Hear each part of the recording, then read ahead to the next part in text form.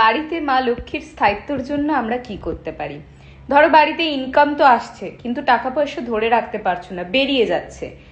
অনেক টাকা পয়সা এলেও কারো হেলথের পেছনে, নিজেদের খরচার কারণে সেভিংস কিছুতে করতে পারছো না। আর সেভিংস না করতে পারলে কি হবে? প্রপার্টি, অ্যাসেট, নতুন গাড়ি বাড়ি, এই জিনিসগুলো তো হবেই না। আর তার সঙ্গে নিজেরাও একটা কন্টিনিউ ফ্রাস্ট্রেশনে ভুগতে থাকবে।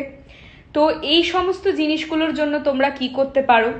সবার প্রথমে তো বনে রাখবে যে মুখে মা লক্ষ্মীর বাস, কাজেই কারোর সঙ্গে অযথা আর্গুমেন্টে জড়ানো বা কাউকে আজে বাজে কথা বলে দেওয়ার আগের মাথায় এই জিনিসগুলোর থেকে তো দূরে থাকতেই হবে।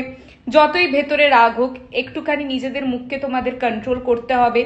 সেকেন্ড কি করবে?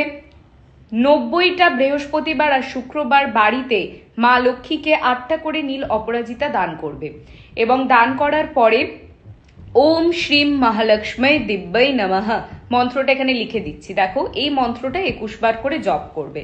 ডেফিনেটলি তোমরা রেজাল্ট পাবে, তবে পজিটিভলি করতে হবে। কারণ যে কোনো রেমেডি ফলো করার সময় মনে কোনো রকম ইফ অ্যান্ড বাট বা হবে কি হচ্ছে না, বা 2-3 দিন ফলো করার পরেই কোনো রেজাল্ট পাচ্ছি না, করবো না, এরকম করে হয় না। পেশেন্স রাখতে হবে, পজিটিভ থাকতে হবে, পুরো রেমেডি তোমাদের কমপ্লিট করতে হবে।